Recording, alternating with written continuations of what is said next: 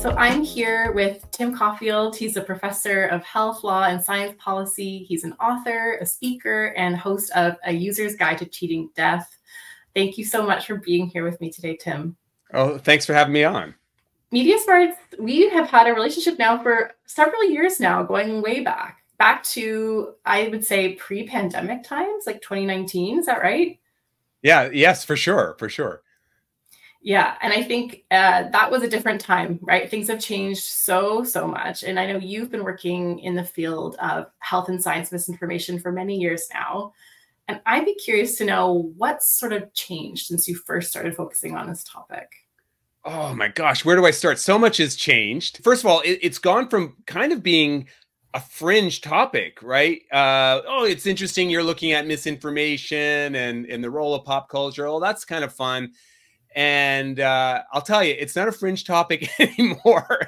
You know, this has become one of the greatest challenges of our time. And in fact, research consistently shows that, you know, when you ask, you know, the general public, when you ask policymakers, the spread of misinformation, just the information environment in general, top of the list, like right up there with climate change as one of our greatest challenges. So that's a big change in itself. The other thing that's changed, no surprise to you guys are experts in this too, is obviously the role of social media.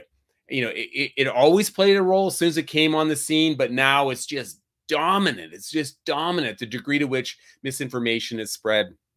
And not just misinformation, you know, twisted science, you know, the creation of echo chambers, all those things driven by social media, the algorithms that are baked into social media. I think that's become, you know, that's a big change.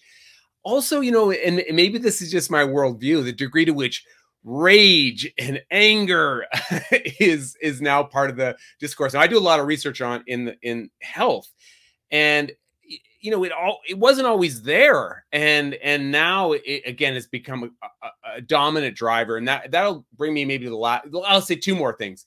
One is the role of ideology. Again, I can't believe, you know, who would have guessed that, you know, what kinds of drugs you use would be dictated by ideology. But that's where we are today, right? Everything is about ideology. And people's perceptions on these topics is almost perfectly predicted by ideology, which again speaks to the echo chambers, speaks to the kind of media that people are accessing. And the last thing I'll say is, and this is sort of forward-looking, AI is just going to transform this space and make it even more challenging.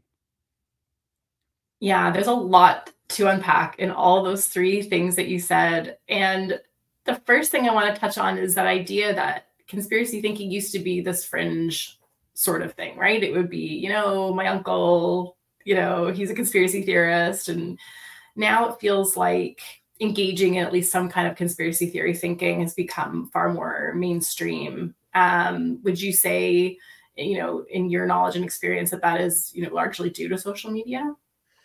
Well, first of all, I think you're right. It has become, you know, normalized now, right? You know, I often joke that, well, I don't think it's a joke. I think it's true that our information environment has become a false balance machine, right? Where really fringe views have been, you know, elevated. And so there's been, you know, a body of really interesting research that has emerged over the last couple of years that emphasize exactly what you said, right? Social media algorithms reward fringe views. They reward extreme positions, right? And the other interesting thing is, of course, this often happens in an echo chamber. So when you're in that echo chamber, your extreme view may not seem so extreme. So you're motivated to become even more extreme. So within your network, your view, you know, rises to the top. So there's no doubt that's happening. But the degree to which it's been normalized is astounding. I mean, it's becoming part of political platforms all over the world, including in my own home province, right? It's heartbreaking and it's a little bit scary. Yeah, and why do you think, in your experience, that it is, or in the research that you've seen, that some people feel like they're more susceptible to falling for conspiracy theories than others? Is there some kind of common thread? Is there anything that we can unpack there? Yeah, and first of all, you always have to start with the caveat that it can happen to all of us, right? We have to enter this discussion. It's hard to do this because it can be so maddening, but you have to enter it with a little bit of empathy, right? That it can happen to all of us. It happens across this socioeconomic divide. It happens across the education divide. It could happen to all of us. Having said that, there is an emerging literature on some common themes, and one of them is when people are in an uncertain space, right? They're fearful. There's been some drastic change. They reach out for answers, and they're searching for certainty, and especially a certainty that accords with their preconceived notions, and that can pull people into conspiracy theories. There's been, again, this really interesting, very recent body of research, and it's hard to study this well, by the way, because you can't. It's hard to do like real robust clinical trials. So a lot of time this is association, correlation research, but there is this emerging body of evidence that tells us that exactly that people will feel distressed, or they're in an uncertain place. This creates a curiosity where they go searching for answers. Then they start an engagement, right? They start connecting with people, and then all of a sudden they find themselves within a community, right? And sometimes this is also about finding a community of like-minded individuals, and the community becomes more important than the evidence, the facts, or more important than recognizing that it is just uncertain, right? So I think that process of going from uncertainty, fear, to finding a community that makes you feel better and not alone is something that we need to recognize, because that you start getting these echo chamber communities where the beliefs are reinforced. And once you're there, once you live in that echo chamber, it can be very difficult to pull you out. Yeah, I'm really glad you said at the very beginning around all of us, having some empathy, because we could all end up in that space. And I think we call it, intellectual humility, like being ready to be proven wrong, being ready to find information that might not support what you already feel like you want to believe. And so, at MediaSmarts, we try to think of ways to help people understand that concept and second guess everything that they're seeing, and not just finding things that support, their own point of view. And even we're all guilty of it, I think, to a certain extent. Yeah, I think that's a really important point. In my forthcoming book, I talk about the role of intellectual humility and scientific humility. I think it's an incredibly important trait. Sounds like you know this already, but there's been some really interesting research about how valuable it can be and what a constructive way it is to view the world. We have to be careful not to promote skepticism of everything. There's been this really interesting research of where there's a spillover effect when you invite people, always question and search. Do they become skeptical of everything? And that drives them into conspiracy theory. So there is a really careful balance in how you talk about that. But this role of intellectual humility, that's something I'm really interested in right now. And in the book, I talk about ask yourself when you've changed your mind, on a topic that maybe you felt really, or even, changed your perspective on it. And I have this list of things that I changed my mind on. And if you can't do that, then there's something wrong, right? If you haven't changed your mind on something, then for sure it's that invites a kind of, reflection. Yeah, definitely. I like, using real life examples to illustrate that. That's really neat. I think there's a couple different, aspects of teaching folks how to engage their kind of critical thinking. And one of them that we've been focusing on quite a bit here, and we've talked about a lot between our, different lines of work, is the idea about the pause, and around, what it means to actually pause and take a minute before you do anything. Would you mind kind of talking a little bit about that idea and how it can maybe be one of those things that can help stop the spread of misinformation? Yeah, I love this line of research, and one of my colleagues, Gordon Pennycook, done really some important research on this. He was at University of Regina, now he's at Cornell, and David Rand at MIT also has done really interesting research in this space. And I think there's a emerging body of evidence that's pretty consistent. So the idea is that we live in an incredibly chaotic information environment. And a lot of the sort of information mistakes, can we call it that you make it in the moment, right? Because it's in that moment that the headline plays to your cognitive biases, right? It enrages you, or perhaps it confirms I knew it, I knew it. And if you just pause and reflect on accuracy, research pretty consistently shows that you're less likely to believe misinformation and less likely to spread misinformation. So just that pause, just that moment where, so they talk about accuracy reflections, right? Just ask yourself, to think, is this true? Or are they playing to my emotions? Kate Starbird, who does wonderful work, University of Washington, I asked her for one of my projects, what would be the one piece of advice you'd give to people in there, to tease out misinformation from credible stuff. And, she's really respected in this field. And I thought she'd come up with this list of, fact check and go to reliable source. Number one piece of advice she had is, if it feels like your team scored a touchdown, then that should be a moment to pause and reflect, because that means this information is playing to your preconceived notion, to your emotions, to your ideology. And that should be a moment to reflect. I love that piece of advice, right? Because it's something that we can all deploy. And the other thing I like about the pause is it's something you can remind yourself to do, your family to do, and it might be scalable. It might be the kind of thing that it might be almost like a public health measure, right? Where we can really make a difference. And we're not going to fix everything, but when you're talking about misinformation, it's about moving the needle, right? Not, it's not going to be one intervention fixes everything. Yeah, we love to use the analogy of, seatbelts when it comes to things like this, right? It's like people didn't used to wear seatbelts. We had to educate people. We had to, move the needle one step at a time. And so there are small steps that we can take to encourage this kind of behavior change in people. And I think the next step, obviously, is getting people to then hopefully go and check that information, right? Because the pause is great, but then, we really want people to take that next step and actually verify information and hopefully share accurate information. So those are the two sort of like next steps. Do you have any, it's a puzzle we all need to solve, but to encourage people to do that, what do you think would help move the needle there? It is difficult. And it sounds like this again, because, a lot of the misinformation research out there, including the stuff that we do, really focuses on the nature of misinformation, how it's spread.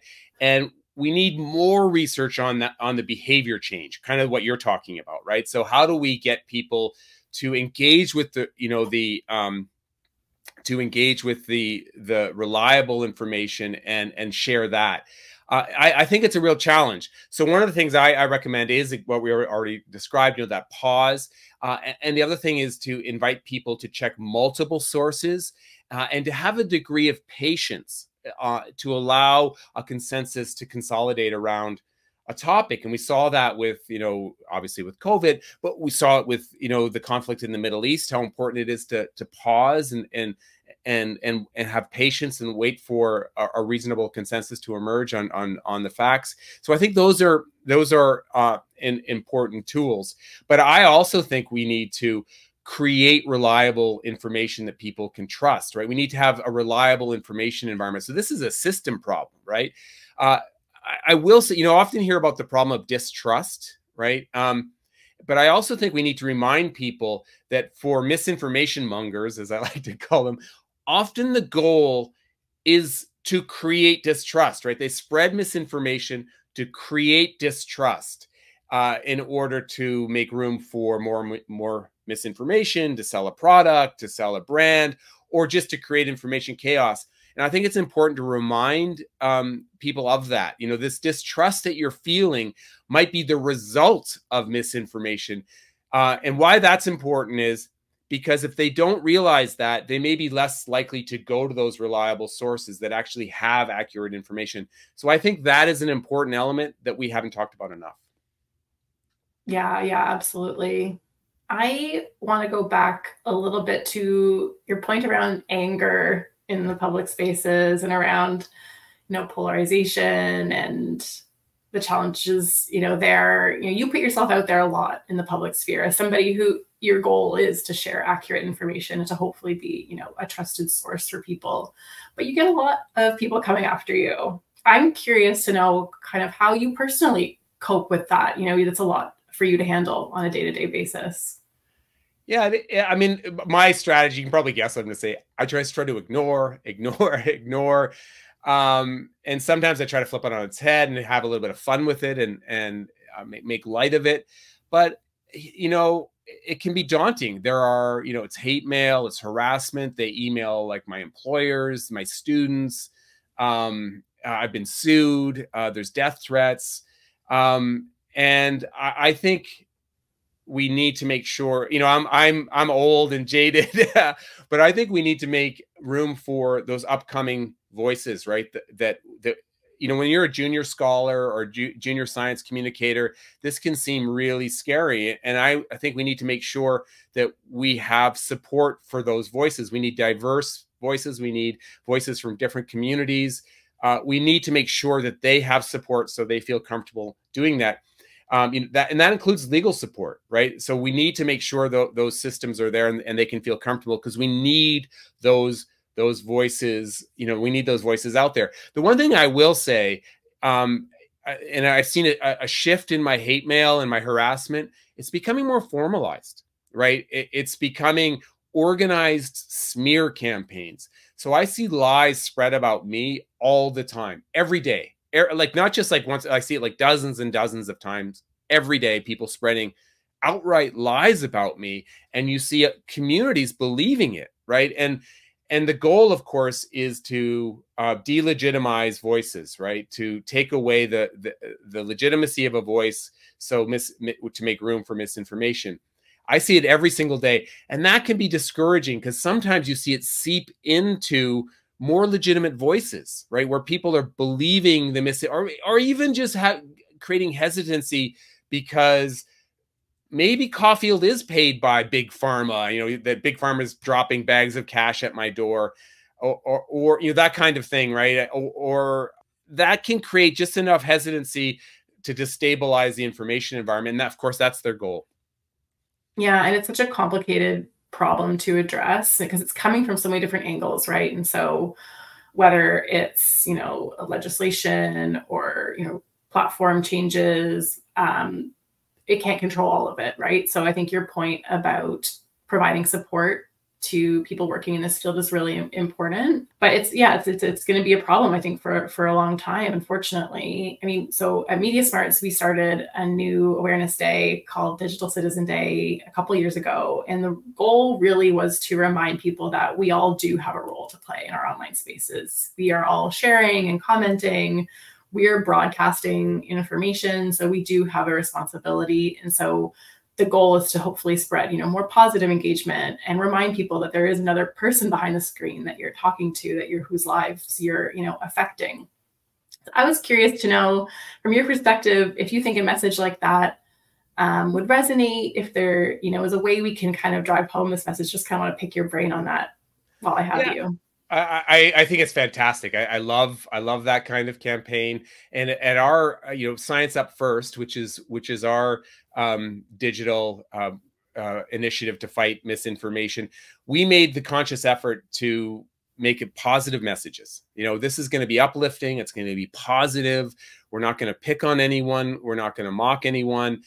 This is about positive messaging. Now, it is interesting, because it's a challenging. We know, this, you're a science communicator. Negativity works. Fear tactics work. They do create engagement. But I think there's just so much negativity out there. Let's create positive content that people feel comfortable engaging with, but also sharing, right? That can be shared across multiple platforms. So I think this is really important, and I support it, even if it has just that slight downside of not getting as much clicks, engagement, because maybe doesn't facilitate polarization as much. But I think that positive messaging is so important. And I don't have empirical evidence to support this, but I think maybe short term there's a slight downside. But I think the upside is, if you're going to have ongoing engagement with the community, that's you're going to benefit with that positive messaging. Thank you. That's the hope. We're going to keep trying. Maybe we can change the algorithm. You never know. It's possible. You're right. It is possible. And I actually hope the platforms change their algorithms to support this. There was an interesting study that went on that looked at, I think it's 2 decades of headlines. And they map how headlines have become more negative, how they've become more about rage. really stark in how they use, I love this metric, they called it joy. Joy is decreased, which is so sad. We need to increase joy. And so I love to be part of that trend. Yeah, that would be great. And I do feel like maybe humor has a role, because humor obviously is a huge part of, why we're all on these online spaces, right? It's why TikTok has taken off, because people love, to be entertained. So maybe we got to think of a way, we get some stand-up comedians involved in the campaign somehow. I think you're right. I think creativity wins. That's what I always like to say, right? And so we got to use art, we have to use humor, we have to use narratives appropriately, right? We got to use all those tools to get across the good stuff. Now, I have to admit, like if you see my own personal feed, sometimes I rant, and the other thing I do is sometimes I will pick on, a celebrity or a politician. But if you are making money off of misinformation, if you are, building a brand off of rage and lies, I think you're fair game. And I think it's fair game to take a pop cultural moment, right, and use that to get across the good stuff. So I try to do that, whether it's Aaron Rodgers or, someone else. I think that's fair game. Totally. And I'm sure the algorithm eats it up. Exactly. Great. Well, I think we have time for one last question that we are asking all of our guests. And we talk a lot about media in all its forms and the good stuff too. So we want to know, what is a piece of media that you've consumed recently or are consuming that you're really enjoying right now? Whether it's a TV show, podcast. Can it be something that is not necessarily about science communication? Can it be just something Oh yeah, anything that you're enjoying. Yeah, anything. I am obsessed with the Murderbot Diaries. Do you know this? No, not heard of it. I've never heard of it. Yeah, so it's a science fiction collection about a cyborg that was, designed to be a killer, doesn't want to be a killer anymore. And so it's touching, it's clever, and and there's some profound stuff in there about, what is it to be a human? When do you have dignity? When do you have agency? And I'm really loving it. So shout out to the Murderbot Diaries. Okay, well, I definitely have to check it out. Thank you. That's great. Well, thank you so much for being with us today, Tim. We really appreciate you taking the time. Thanks for having me on, and thanks for everything you guys do at MediaSmarts. Thank you.